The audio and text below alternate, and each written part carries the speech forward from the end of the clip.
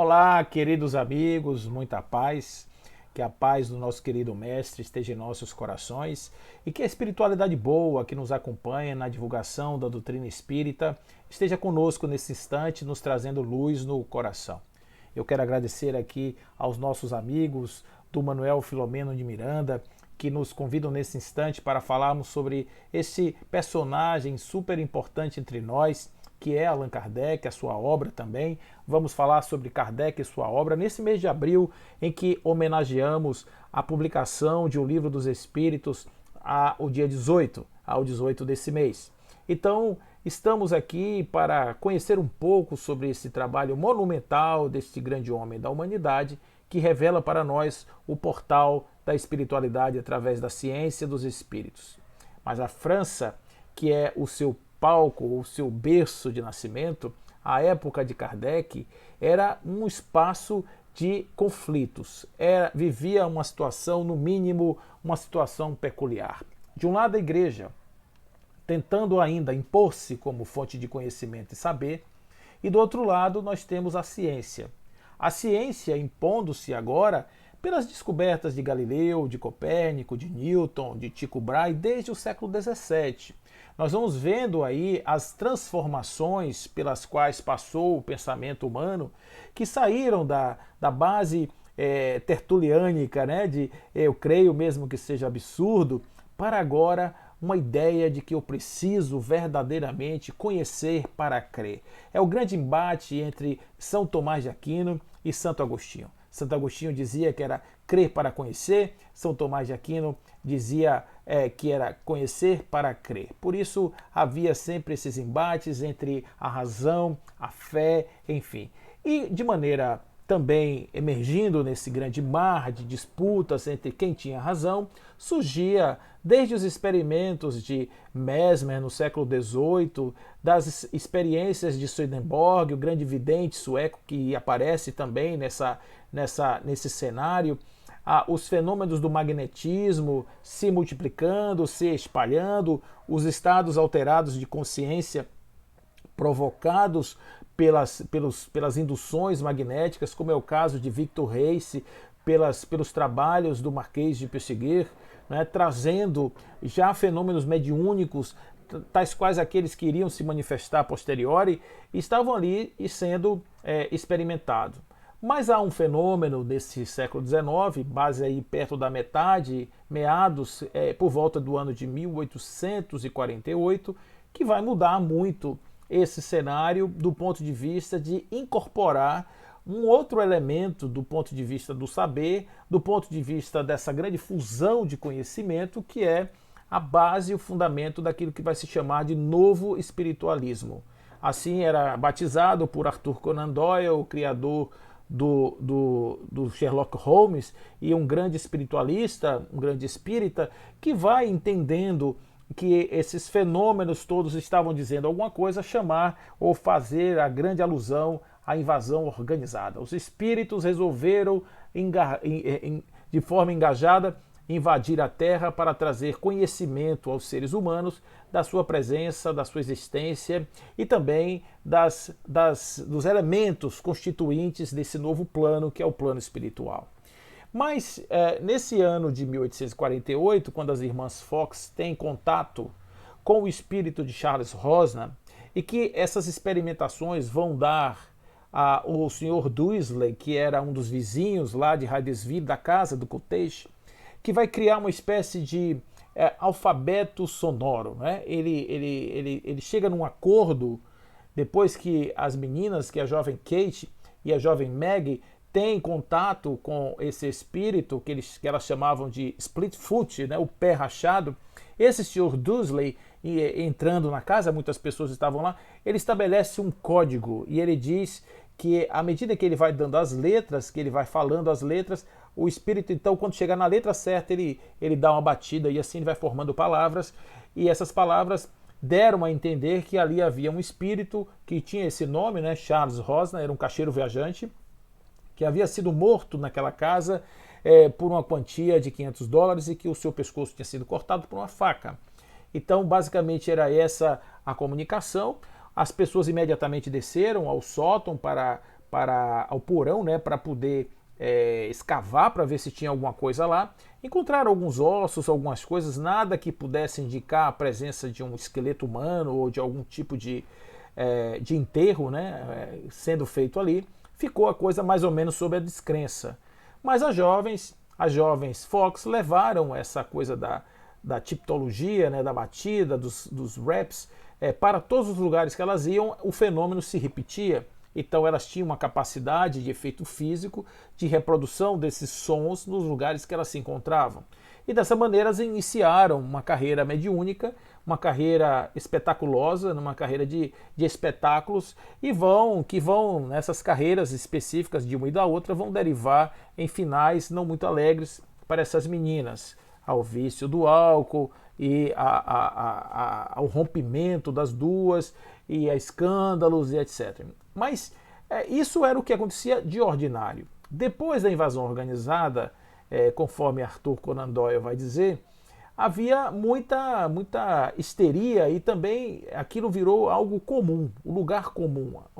Os médiuns, as comunicações mediúnicas, o fenômeno das mesas girantes, isso acontecia regularmente nas casas de família, muitos médiuns apareceram, dando comunicação através desses mecanismos da mesa, através de recursos de batidas, ou através já de cestinhas, né? Essas cestinhas que eram cestas de vime com um lápis preso, onde o médium botava a mão e ia escrevendo, depois em seguida a psicografia ou a escrita direta. Esses fenômenos estavam acontecendo de forma ordinária, não somente na Europa, mas nos Estados Unidos também, no mundo todo. Até no Brasil, esses fenômenos começaram a acontecer de forma mais abundante. Mas o que vai acontecer em relação a esse estado na França é que esse homem, que era um professor, que havia perdido o seu dinheiro lá atrás quando precisou vender o seu instituto, né? Depois que ele saiu de Verdun, ele foi para Paris, e lá em Paris ele fundou uma instituição de ensino no modelo pestalozziano, que foi o seu grande mestre, e a partir daí ele começou a ter um certo sucesso, casou-se com Amélie Gabrielle Boudet, que era a sua grande escudeira, a sua companheira, a sua parceira, a sua cúmplice, tudo mais. E com esse casal eles começaram então a desenvolver uma atividade de educação, uma atividade de publicação de livros, até que o seu tio dele, que tinha emprestado um dinheiro para ele, o senhor Duhamel, ele resolve pedir esse dinheiro de volta, que ele havia emprestado para Hippolyte, né, Denisard, lá na época que ele precisou iniciar o seu trabalho. Então ele era viciado em jogos, e aí ele pede ao sobrinho que devolva o dinheiro, porque ele estava no estado de falência, e aí nesse momento, quando Rivail devolve o dinheiro, ele precisou vender, claro, o instituto, e ficou numa situação bem complicada. Vai dar aulas, vai fazer contabilidade, ele vai se dedicar sempre à educação, e isso vai ser a sua vida até os 50 anos de idade. Por volta do ano de 1854, no final do ano de 1854, ele é convidado pela primeira vez para participar de uma sessão mediúnica. Ele não vai porque ele já conhecia o magnetismo desde muito cedo, desde os 19 anos de idade, há 30 anos. Ele fazia um estudo sistematizado do magnetismo, conhecia bastante daquilo lá, mas ele então entendia que aqueles fenômenos da mesa eram apenas manifestações de magnetismo. Mas os seus amigos que conversaram com ele, o Sr. Fortier, vieram trazer o Sr. Carlotti também era um amigo dele, vieram trazer uma notícia de que as mesas estavam se comunicando através de respostas, né? Elas estavam dando respostas a perguntas feitas a elas. Então ele tem um vislumbre de que talvez ali houvesse uma situação diferente, e no ano de 1855, no início do ano, uma terça-feira, ele então vai em uma casa, a casa da senhora de Plana-Maison, onde ele vai encontrar ali jovens que estavam dando comunicação mediúnica, né? Inclusive a própria senhora de Plana-Maison, que era médium também. Então ele estava ali agora assistindo pela primeira vez aos fenômenos, chamados fenômenos, que ele vai batizar depois de fenômenos mediúnicos. O que chama a atenção de Rivail nesse momento? chama atenção a profundidade e a complexidade das respostas, quando ele, o professor, o polímata, o grande homem dos saberes, ele vai trazer para a mesa conhecimentos que não estavam sendo normalmente expostos, não estavam sendo requeridos. Ele vai falar em diversos idiomas, ele era poliglota, ele fala diversos idiomas, ele vai trazer esses idiomas, perguntas, às vezes perguntas mentais que ele não expressava através das palavras, e as respostas vinham, e isso deu a ele uma dimensão nova de que haveria ali talvez um novo campo de saber, de pesquisa, de experimentação, que talvez ali fosse realmente uma fronteira a ser explorada. Então ele, como pesquisador, se interessa pelo fenômeno, começa a frequentar de maneira mais regular estas casas, anotando aquelas perguntas, respostas, fazendo anotações e tentando entender como funcionava o processo, até que 4 amigos que já participavam de reuniões também, que tinham os seus cadernos, resolvem lhe dar 50 cadernos de anotações. Ele complementa esses cadernos, organiza esses cadernos, as perguntas e respostas ele faz como se fosse um diálogo com as entidades invisíveis com as quais ele conversava, e ele resolve desenvolver um método. Isso é que é importante quando a gente vai entender a obra de Allan Kardec. Rivail desenvolve um método que baseia-se naquilo que ele vai chamar de universalidade do conhecimento. Primeiro, a ciência dele é de experimentação, aonde ele vê o efeito, e do efeito ele depreende as causas.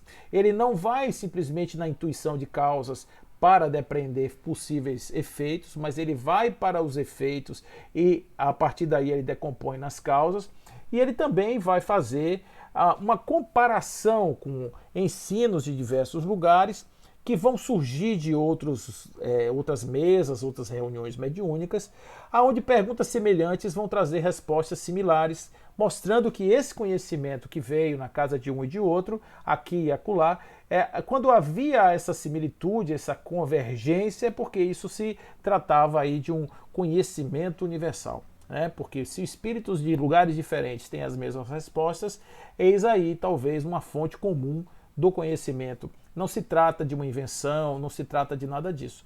O critério, o rigor que ele utilizou para fazer essas perguntas, para estabelecer os seus comentários, para poder arrumar a sequência dos livros, é algo extremamente importante, porque não somente deu sustentação, firmeza, solidez à sua obra, como permitiu que, ao longo dos tempos, ao longo desses anos, desses 164 anos da publicação da primeira obra, nós tenhamos uma obra que não pode ser atacada assim diretamente, sem que aquele que a ataca revele de saída o seu total desconhecimento do assunto.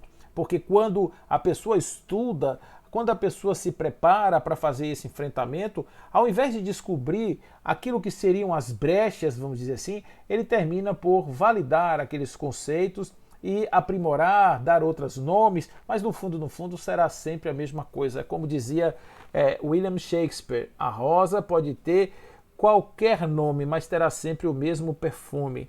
O conhecimento do espiritismo, do mundo espiritual, conforme assim foi apresentado por Allan Kardec, ele pode ter vários nomes, ele pode ter várias conotações, várias cores diferentes, mas no fundo será a mesma coisa. É um conhecimento universal, por isso não pode ser derrogado por qualquer tipo de argumento. Então, nesse ano de 55, ele começa a se interessar, vai produzir então o primeiro material que vai ser publicado nesse dia 18 de abril de 1857. Esse trabalho, esse livro que ele publica nesse ano, ele chama de O Livro dos Espíritos. O Livro dos Espíritos era um livro que não era um livro de espiritismo. Não era um livro sobre a espiritualidade. Ele podia ter botado esse nome de várias formas, mas como esse livro não pertencia a ele, esse livro pertencia aos espíritos, ele então resolveu dar esse nome, né? Dar esse nome. Esse nome que inicialmente ele vai elaborar um livro com 501 questões, né, que vai expandir depois para 1019, na segunda versão, quando ele publica a segunda edição desse livro, mas na primeira edição ele publica esse livro, e esse livro então vai trazer na estrutura de colunas, né, colunas, perguntas e respostas que serão então o arcabouço do seu livro. Entre primeira e segunda edição, nós temos um livro dividido em quatro volumes, ou quatro grandes seções. Essas seções, elas são seções estruturantes da sua obra. Está aí a genialidade do homem. Quando ele escreveu o Livro dos Espíritos, ele construiu em uma base de 4 tipos de abordagens diferentes aquilo que viria a ser a sua obra futura. Então, na primeira sessão, vamos dizer assim, ele vai estruturar aquilo que ele vai desenvolver no seu último livro, que ele vai chamar de A Gênese.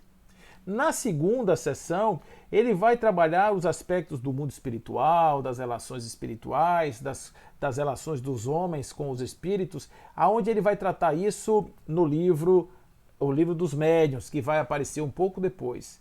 Depois ele vai trabalhar a questão moral. Essa questão moral da parte terceira ou da seção terceira vai estar ali agora sendo o conteúdo que será desenvolvido numa obra que ele publicará posteriormente, que será o Evangelho segundo o Espiritismo, né? E na última questão, na última parte, na última sessão, na última estrutura de conteúdo do seu livro, ele vai então trabalhar uma obra que ele vai publicar depois também, chamada O Céu e o Inferno, onde ele vai falar sobre as penas e gozos futuros. Então, este conjunto de estruturante da sua obra, ele publica a partir do ano de 1857.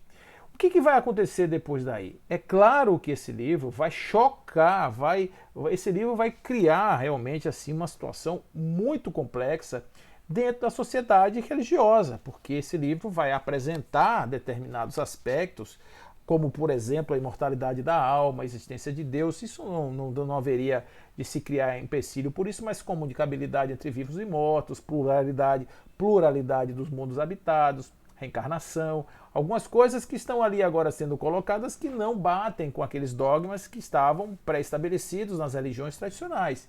Então, claro que vai haver aí uma série de ataques à sua obra, pessoas que vão, de certa forma, ridicularizar tudo aquilo que estava sendo escrito, e ele então vai preparar uma estrutura de defesa para a sua obra, e ele começa a publicar essa estrutura, essa grande estratégia que ele utilizou a partir do mês de janeiro do ano de 1858. Logo no ano seguinte, ele já publica a Revista Espírita. No mês de janeiro, ele vai lançar uma revista onde ele trazia, nesses capítulos da revista, ele trazia tanto o resultado das correspondências que ele já recebia por conta da venda dos livros, como também as suas respostas e as suas complementações. Ele fazia refutações a determinados tipos de embates que ali eram colocados. Então a Revista Espírita tinha esse papel, ser a grande rede social de Allan Kardec. Ele recebia cartas e devolvia as respostas através da revista. E isso fez com que houvesse um grande sucesso da publicação entre o meio daqueles que se interessavam pelo trabalho de Allan Kardec. O que ele vai entender depois? Né?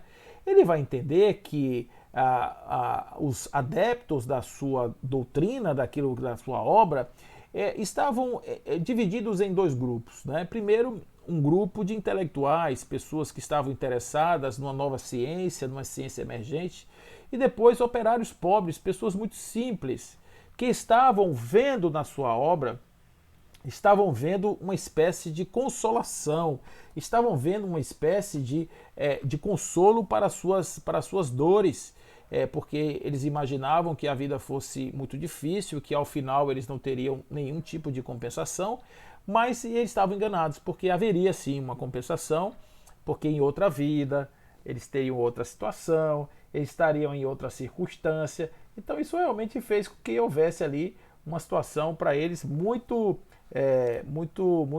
interessante, né? Uma coisa muito boa.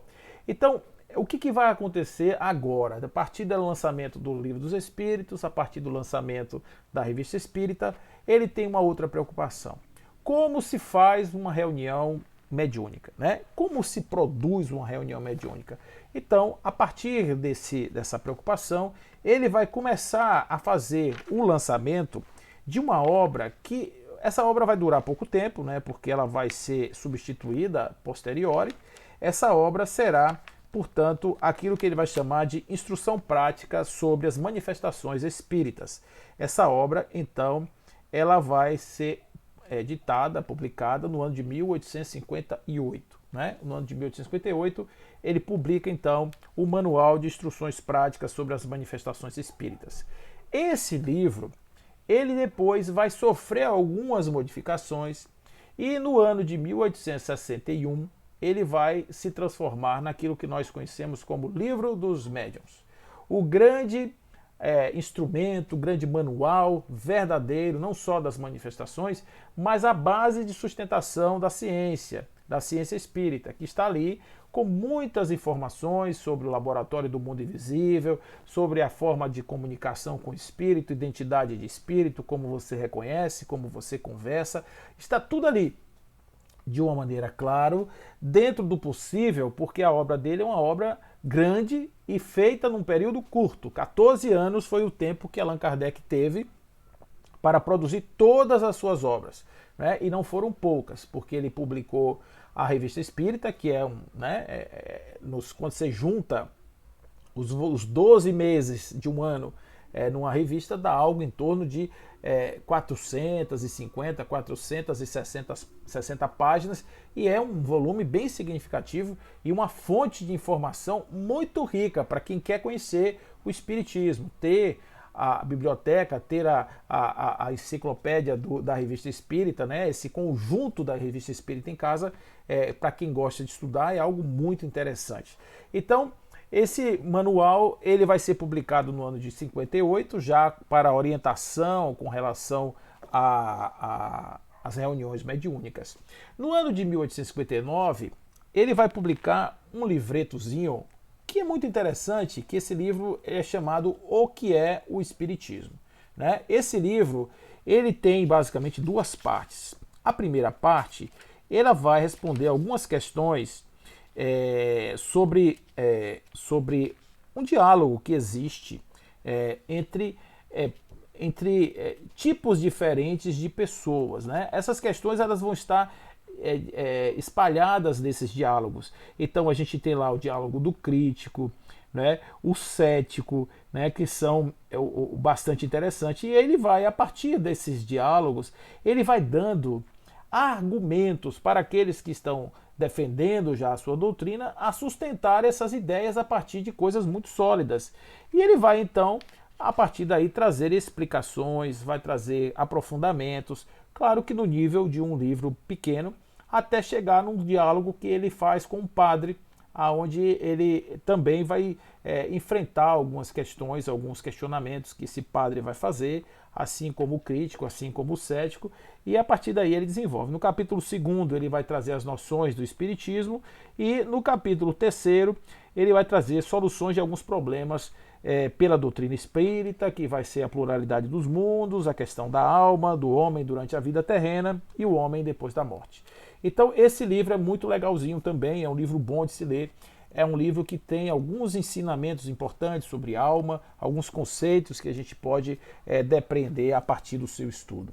Muito bem, então no ano de 1860 é que ele publica a segunda edição de O Livro dos Espíritos, e você vê que essa produção ela é uma produção muito dinâmica, ele não para, esse homem não para, ele não parou de trabalhar um segundo sequer, né? No ano de 1861 ele vai publicar o Livro dos Médiuns, mas vai acontecer também dele publicar alguns opúsculos, que ele fazia da seguinte maneira: ele publicava um artigo na Revista Espírita, e esses artigos da Revista Espírita viravam, ato contínuo, livrinhos baratos de 25 centavos, né, um equivalente, coisa muito barata, para poder alcance popular, e ele fazia distribuição em larga escala desses livretos.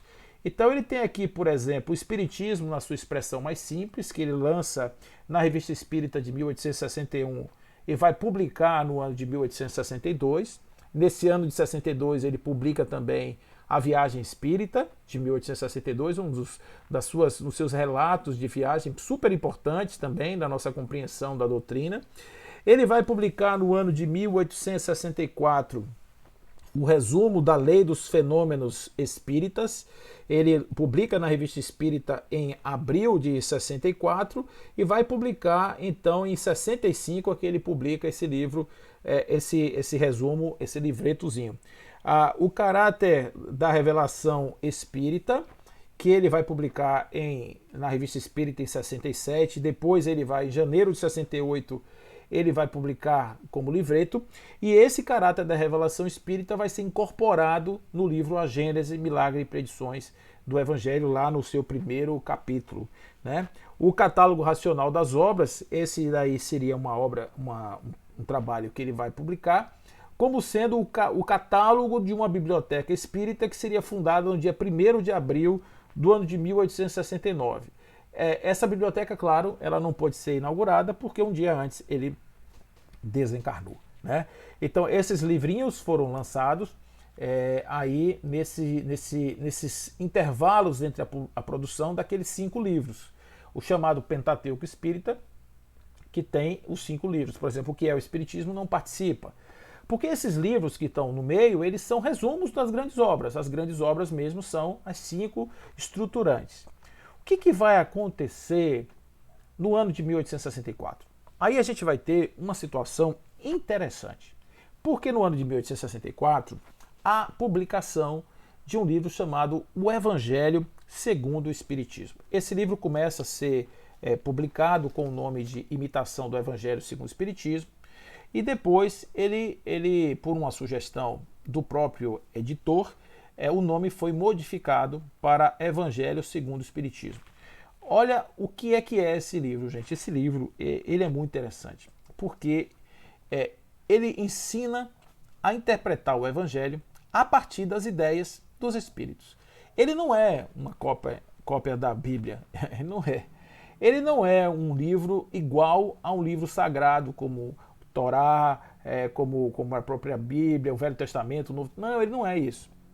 Ele é uma espécie de maneira, um manual, melhor dizendo, um guia de chaves importantes para decodificar aquilo que está na lição moral do Evangelho do Novo Testamento. Então, nesse livro você não vai encontrar milagres de Jesus, você não vai encontrar prédicas, você não vai encontrar fatos da vida dele, nada disso. Vai encontrar determinados ensinamentos morais que não serão derrogados jamais, porque são aqueles também oriundos de saberes universais. Esse livro tem uma história curiosa, porque embora ele não seja um livro ditado pelos espíritos, tem muitos textos aqui que são textos que foram coletados em reuniões mediúnicas por espíritos que compunham, que ditavam, que ajudavam na codificação. Então, Agostinho, por exemplo, tem vários textos aqui nesse livro, São Luís tem textos aqui, aí a gente tem aqui Lázaro, a gente tem aqui Samson, a gente tem muitos espíritos que compuseram essa obra de Allan Kardec. Mas o interessante desse livro, por ele não ser um livro necessariamente mediúnico, ele tem muito da interpretação do próprio Allan Kardec nele, e já com a sua experiência desde 1857 lidando com o assunto dos espíritos, ele podia escrever essa obra de maneira madura. Ele vai trazer aqui uma história que fala sobre o caráter, vamos dizer assim, mediúnico desse livro. Na Revista Espírita existe um relato de que, certa feita, enquanto esse livro não existia ainda, por volta aí do ano de 63, por aí, a família Rivail, Dona Amélie, recebe na sua casa uma médium, que ele chama de Senhora V. Ele tinha esse costume de não botar o nome das pessoas, Senhora V. E a Senhora V, ela tinha segunda vista, médium de segunda vista. E ela então foi visitar Kardec. E aí Kardec não estava, ele estava na sua vila, na vila que ele estava fundando, que ele queria que fosse um grande abrigo para experimentações aí de vivências ao sabor do espírito, que seria uma experiência muito legal para a humanidade, pena que não pôde ser concretizada. Chamava-se Vila Seguir, ou a tradução, não sei se é Vila de Seguro, alguma coisa assim. Então, nesse caso, ele estava lá, nesse dia, sentado, trabalhando numa coisa qualquer que nem a Meli sabia exatamente. E a mulher então ficou muito frustrada, disse, eu vim aqui encontrar com Allan Kardec, mas ele não está e tal, eu estou aqui realmente, perdi uma viagem, vim de muito longe. Ela disse, você não tem a segunda vista? Então vamos fazer o seguinte, você entra no estado alterado de consciência, faz uma viagem, vai lá e vê o que ele está fazendo. Então ela relata que ele estava sentado numa sala, ela descreve o ambiente, descreve a janela, descreve o jardim, descreve tudo. Ele está sentado numa sala e ele está acompanhado de espíritos que estão com um livro grande e na capa tem escrito o Evangelho. Então nem a Meli sabia que ele estava trabalhando nessa obra, nesse dia especialmente. Então ficou aí patente de que mesmo que não tenha sido uma obra diretamente dos espíritos, né, o Evangelho segundo os Espíritos, que seria talvez aí, se fosse na mesma linha do livro dos Espíritos, o Evangelho é segundo o Espiritismo. Então, ele teve uma influência espiritual, sim, mas ele faz em função do Espiritismo. Então, aqui você vai encontrar determinadas passagens, sobretudo as bem-aventuranças, que são interpretadas à luz da imortalidade da alma, da existência de Deus, da reencarnação, da comunicabilidade entre vivos e mortos, das muitas moradas na casa do meu pai. Muitas coisas que estão na codificação estão aqui como chaves de decodificação. Eu particularmente gosto muito desse livro, porque ele ajuda a ler o Novo Testamento com outro olhar. Você passa a ver as passagens de Jesus, passa a ver as palavras dele, as parábolas dele, com um outro olhar, um olhar muito mais, eu diria, muito mais maduro, né, um olhar muito mais interessante a partir daquilo que os Espíritos aqui nos trazem. Né? Temos pérolas aqui interessante, como O Homem no Mundo, Os Bons Espíritas. Nós temos aqui falando sobre a caridade, textos belíssimos que estão nesse texto. Eu gosto muito do capítulo 13 em especial, de todos, né? Eu gosto bastante desse texto. E a partir daqui a gente tem, né, que é o capítulo 13, o item 13, chamo-me caridade, sou o caminho principal que conduz a Deus. Isso é uma beleza espetacular, né? Esse texto que Caritas, que é quem dita esse texto, o espírito de Caritas, o espírito de Irene, né, martirizada em Roma, esse espírito vai trazer um texto belíssimo dizendo assim: eu saí por aí soprando no ouvido daqueles que sofriam, coragem, coragem, coragem. É muito lindo esse texto, né? E muitas coisas belíssimas que estão aqui também para o nosso deleite, para o estudo, não somente para conhecimento, mas sobretudo para apaziguar a alma, o espírito, nos momentos que nós estamos em aflição. Esse livro nos traz ideias muito interessantes. Mas ele apresenta um Jesus mais espiritualizado, apresenta um conteúdo mais voltado para a questão do espírito. Então é um livro, sem dúvida nenhuma, estruturante. Qual é o problema?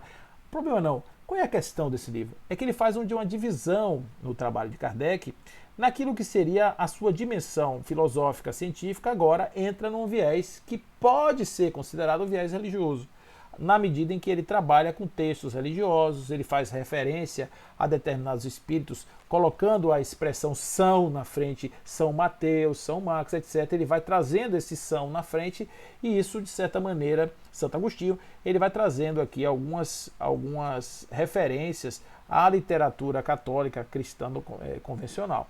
Então aqui existe realmente uma abertura para uma interpretação religiosa dos ensinos dos espíritos a partir desse trabalho de Allan Kardec.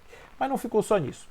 Quando chega no ano seguinte, imagina a reação da igreja, né? Quando recebe um livro desse, o bispo de Barcelona já tinha mandado queimar os livros dele em 61, que foi um sucesso tremendo. Lá aquele Auto de Fé de Barcelona, que teve aquele processo lá que queimaram os livros com direito a carrasco e tudo, e gerou uma grande comoção mundial e terminou que deu publicidade para os livros do Espiritismo. Mas no ano seguinte, em 1865, ele vai publicar uma obra chamada O Céu e o Inferno.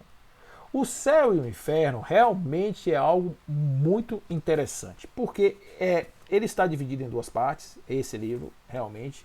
A primeira parte ele fala sobre a doutrina, aonde ele vai explicar a questão do que é o céu, do que é o inferno, segundo os ensinamentos dos espíritos. Ele vai dizer sobre esses estágios de consciência, de que, em verdade, anjos e demônios são apenas ideias de espíritos que estão em estados atrasados ou super estimulados, já super desenvolvidos.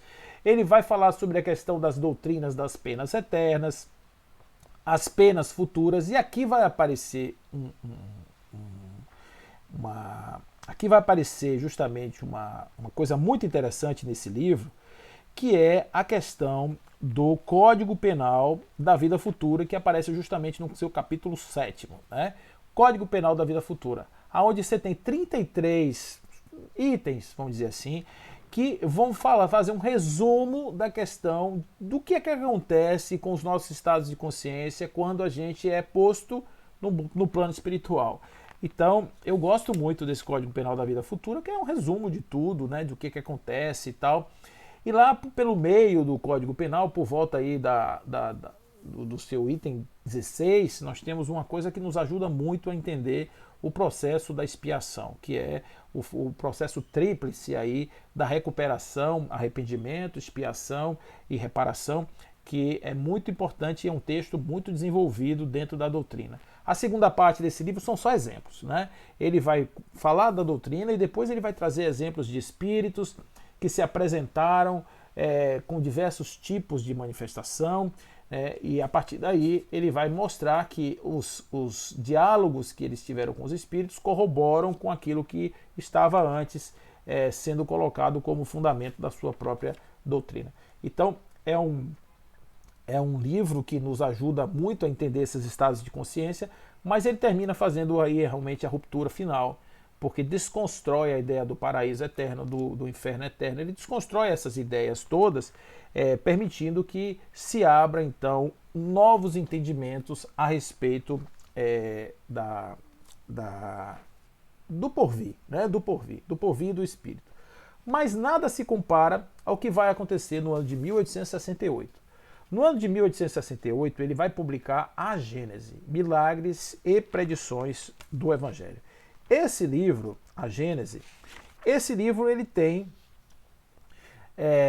ele faz os milagres e predições conforme o segundo Espiritismo, né? Então, de novo, ele vai agora pegar tudo aquilo que ele não tratou no Evangelho, os milagres de Jesus, o corpo de Jesus, Deus e tal, ele vai pegar tudo aquilo lá e vai trazer para cá, né?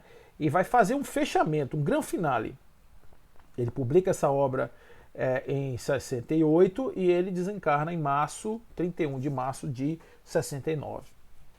Essa obra eu recomendo que vocês estudem muito, porque essa obra ela é um fechamento. Ela mostra como Kardec evoluiu, como ele amadureceu, como a doutrina espírita ficou forte, né? Porque existem muitas coisas nessa obra que são de importância fundamental para compreendermos o pensamento dos espíritos e os fundamentos da doutrina, né? Então, embora apareça num primeiro momento elementos que você poderia dizer, poxa, mas Kardec podia ter passado por cima disso e tal, mas tudo absolutamente vai ser explicado depois. Camille Flammarion vai trabalhar muito nessa primeira parte, quando ele vai explicar essa questão dos fundamentos e tal. Os seguidores de Kardec vão explorar cada uma dessas áreas especificamente. Esse livro realmente é um livro muito, mas muito, muito importante. Então a gente precisa estudar esse livro nos seus pequenos detalhes, né? Nas coisas mais profundas. Claro que tem algumas questões que vão ser matéria de controvérsia, claro, porque para aqueles que têm fé, falar que o milagre de Jesus não é milagre, isso fere um pouco as questões de fé, né? Então, o que acontece nesse livro? Eu gosto dele porque desde a saída ele já entrega assim um conteúdo muito interessante. E lá na contracapa nós vamos encontrar algumas coisas assim como, por exemplo, a Gênese, Milagre e Predições segundo o Espiritismo. A doutrina espírita, a resultado do ensino coletivo e concordante dos espíritos, né? Ou seja, ele está aqui dizendo que existe ensino concordante. A ciência chamada a construir a constituir, melhor dizendo, a Gênese de acordo com as leis da natureza. Olha aí o que ele está trazendo já, gente. Ele está trazendo a ideia das leis divinas. As leis divinas como sendo aquilo que vai explicar a Gênese. Não atos divinos volitivos de um Deus pessoal, não, leis. Agora o processo são leis, é baseado num processo de legislação. Agora vem duas frases que eu adoro. Deus prova a sua grandeza e seu poder pela imutabilidade e não das suas leis e não pelas suas derrogações. Então, o que está aqui é dizendo de outras formas. Deus não se intromete mudando as leis que são inexoráveis. As leis inexoráveis que são grandiosas e que denotam a grandeza de Deus pela sua perfeição. Deus não se mostra em grandeza pela derrogação das suas leis, mas sim pela sua imutabilidade. Olha que coisa legal. E depois ele vai fazer um negócio que a gente não explora muito, mas que tem panos para as mangas. Ele diz assim: para Deus, o passado e o futuro são o presente. Isso é física, meu amigo. Que muita gente, os físicos aí, muita gente diz que não gosta, etc e tal, mas isso aqui é uma unidade de tempo, uma inexistência de tempo onde tudo está acontecendo ao mesmo tempo agora, coisa muito moderna que está aqui sendo colocada com uma frasezinha tão aqui perdida no pé da página, que está trazendo aqui a ideia da grandeza desse trabalho. E uma das coisas que eu gosto muito desse livro é quando ele vai falar de Deus e especificamente nesse capítulo que ele fala de Deus, né, que é o capítulo 2 da sua obra, ele vai falar da existência de Deus, da natureza divina, da providência e da visão de Deus. E nesse texto você vê realmente um Kardec que vai defender posições diferentes daquelas que ele defendeu no início do Livro dos Espíritos. Vale a pena você fazer esse estudo, essa comparação, ver quais são as respostas que estão lá no início e ver o que está aqui, para perceber como houve um salto, uma evolução. E eu gosto muito quando ele diz aqui no item 24 desse capítulo 2, ele diz assim, não existe, né, nenhum ser, por mais ínfimo que seja, que não esteja totalmente imerso no fluido divino. Então nós estamos nele, como ele está em nós, segundo a palavra de Cristo. Então isso aqui realmente mostra que há uma compreensão alargada de Deus a respeito dessas afirmações. Então o que a gente tem para dizer é que o Espiritismo, através das obras de Kardec, que teve uma preocupação muito grande de não deixar as suas obras serem fragilizadas pela polêmica, ou por algo que pudesse ser simplesmente negado, que pudesse ser jogado de lado. Allan Kardec foi muito criterioso, muito cuidadoso com tudo que escreveu. Não foi nada nem um pouco a mais do que deveria ir. Não ultrapassou nenhuma fronteira que não deveria ultrapassar. Mas algumas coisas importantes ele vai trazer. Deus é um estado imanente em todas as coisas. Deus não está separado da criatura, mas a criatura está imersa no fluido divino. Essa é uma compreensão que nós temos a partir da doutrina espírita, e a partir daí a gente distribui os fenômenos, as leis naturais, como comportamentos dessa própria essência divina, e nós imersos nisso temos a noção do bem e do mal. O bem é tudo que nos aproxima das leis divinas, o mal é tudo que nos afasta das leis divinas. O homem que aceita Deus em seu coração e segue suas leis, ele caminha para a felicidade. Muitas coisas que a gente vai encontrar no Livro dos Espíritos, no Evangelho, estão agora corroboradas nas definições que nós vamos perceber no conjunto dessa obra. E mais aí há questões também sobre a forma como nós usamos isso do ponto de vista de ciência, de filosofia, mas também como religião. O que nós fazemos da religião espírita? Né? Muitos pensaram que podiam segmentar a doutrina em espiritismo religioso, espiritismo científico. O espiritismo não se divide, ele não se polariza, ele não se coloca num canto ou no outro. O espiritismo é uma peça que você tem que entender ela como um todo. Você tem que estudar ela como um todo e praticá-la na medida do possível, trazendo para a vida cotidiana de cada um de nós a essência principal das nossas transformações, o nosso processo evolutivo, aquilo que nós precisamos fazer para crescer, sermos melhores, etc., sem aquela coisa da hipocrisia trabalharmos em verdade, trabalharmos uma transformação humana, realmente a gente hoje fazendo uma análise daquilo tudo que existe disponível para a humanidade, o Espiritismo é uma das coisas mais completas que existe em termos de conhecimento, campo de estudo e, acima de tudo, de experimentação para a transformação do ser. E uma das coisas importantes que ele faz é desmistificar alguns conceitos, justamente para se afastar dessa questão dogmática, como a questão do corpo de Jesus, né, que foi uma discussão milenar do corpo fluídico de Jesus, a ideia da sua própria divindade, que ele desconstrói algumas dessas ideias de forma magnífica, trazendo para o chão, trazendo para a terra e para as leis da natureza aquilo que ele vai dizer justamente na capa de A Gênese, né? A grandeza de Deus não está na derrogação das suas leis. Então não haveria de ser para um ser que houvesse uma derrogação de leis e para outros não. Então isso não seria uma justiça e não seria um Deus da forma como o Espiritismo nos esclarece, uma força divina, um elemento, inteligência suprema e causa primária de tudo. Então o que nós temos que fazer com essa grande obra? A primeira coisa é estudar, né? A primeira coisa é tentar entender que a Kardec foi um professor de crianças, ensina para crianças, a sua linguagem é simples, fácil, acessível, todos podemos fazer isso.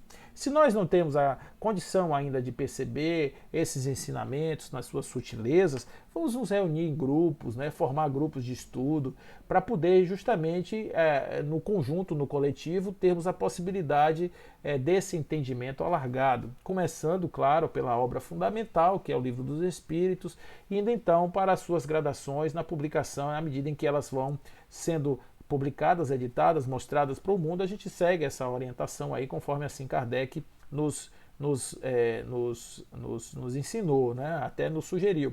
Então, uma maneira de fazer esse aprofundamento, mas não ter pressa nessa leitura, porque isso não é uma coisa assim, uma gincana que a gente tem que acabar. É uma coisa que tem que ser lenta, que tem que ser gradual, porque ela tem que ser tem que ter uma precedência do estudo e um ato contínuo de uma experimentação. Eu sugiro que nós tenhamos a possibilidade de fazer reflexões e fazer meditações a respeito daquilo que aprendemos, para não ficar só no cognitivo. O Espiritismo não pode ser tratado no cognitivo, porque o cognitivo ele é muito raso, ele distorce, ele modifica as coisas, e aí dá vazão a gente botar espiritismo para a direita, a gente botar espiritismo para a esquerda, esses absurdos que a gente vê aí, para cima, para baixo, coisa de, não sei, gente, é coisa de encarnado mesmo. Mas, por outro lado, a gente tem que entender que a gente precisa compreender o Espiritismo como sua obra, como uma obra realmente, como um trabalho de 14 anos de um professor, de um homem muito tarimbado, mas não só isso, porque o Espiritismo não é obra de Allan Kardec somente. O Espiritismo, primeiro, é obra dos espíritos, codificados por Allan Kardec, com uma pleiade de encarnados e desencarnados que trabalharam na obra, e, sobretudo, os seus continuadores. Aí, depois que a gente entendeu os fundamentos de Kardec, a gente dá um pulo ali em Leon Denis. Aí vai ver Kardec sendo recitado em verso e prosa, vendo Kardec sendo colocado de uma forma poética, linda, como Leon Denis faz, como ninguém.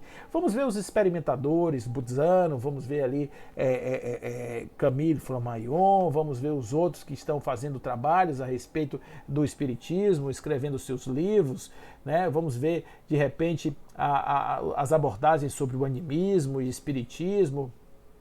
Aí vamos entrando nesses meandros da doutrina, em função do grau de percepção e de profundidade, a gente vai buscando outras referências e vai aprofundando até que, de repente, a gente consiga entender definitivamente que nós somos seres espirituais mesmo, vivendo experiências na Terra. Somos filhos de Deus, somos essências de Deus. Estamos aqui para manifestar a nossa pureza, estamos aqui para mostrar que o Espírito traz em sua gênese amor, amor é a finalidade princípio da existência do Espírito. A sua evolução depende basicamente da capacidade que o Espírito tem de revelar-se em ação como amor, como um ser amante, como um ser que ama, um ser que consegue viver acima de todas as coisas, das vicissitudes do mundo, que vence o mundo, é luz do mundo, é sal da terra. É para isso que nós temos uma doutrina que nos acessa tão facilmente o coração e que nos abre os caminhos da imortalidade da alma, que a morte, que era uma coisa assim tão desagradável para a humanidade, tão amedrontadora, de repente vira aquilo que nós sabemos que é inexorável, mas que está no nosso controle. Nós não podemos controlar a morte enquanto fenômeno, mas nós podemos ter o domínio sobre o que acontece depois dela. Nós temos isso por causa do livre-arbítrio, nós podemos decidir o que vai acontecer com nossas vidas no pós-vida e agora também, por que não? E por isso nós precisamos realmente estar com a cabeça levantada, com a consciência tranquila, com o coração leve, com a alma em paz, para podermos caminhar os nossos passos nessa terra com muita determinação, com muita alegria, em nome deste trabalho magnífico, trazendo os seus referenciais como Jesus, Deus na referência principal, e aqueles espíritos de escola, como o nosso querido Adolfo Bezerra de Menezes, o nosso vovô Bezerra, para mim, particularmente, que conheci em infância esse espírito com esse nome, e muitos outros que estão aí conosco, trazendo ensinamentos maravilhosos, os nossos grandes avatares divinos na Terra, Divaldo Franco, Francisco Xavier e muitos outros, de outras doutrinas, de outras religiões, que também são muito importantes e que trazem contribuições efetivas para o crescimento da humanidade. Somos todos irmãos na causa do crescimento e, conforme questão 132 do Livro dos Espíritos, gravitamos para a perfeição de maneira inexorável e também através das reencarnações, que é o nosso mecanismo evolutivo de depuração e de conhecimento, nós assumimos a parte que nos cabe na obra da criação. Sermos perfeitos, co-criadores em plano maior e menor e assim ajudarmos a todo esse universo obter, no final, ao fim e ao cabo, ali a grande lei que é a lei de harmonia, de equilíbrio e de amor. Por isso, o Espírito Lázaro vai dizer que nós somos feitos por amor, feitos para amar, e estamos nesta condição de distribuição de amor e amorosidade em nossos campos da terra, em nossos jardins floridos do amor. Fiquemos então com essas reflexões, com a obra de Kardec, vamos ler, estudar, praticar, vamos nos transformar verdadeiramente em espíritas, conforme assim estava imaginado pelos primeiros espíritos que nos trouxeram essa invasão organizada e que mexeu tanta coisa na humanidade e com certeza ainda vai mexer. Fiquem com Deus, que assim seja.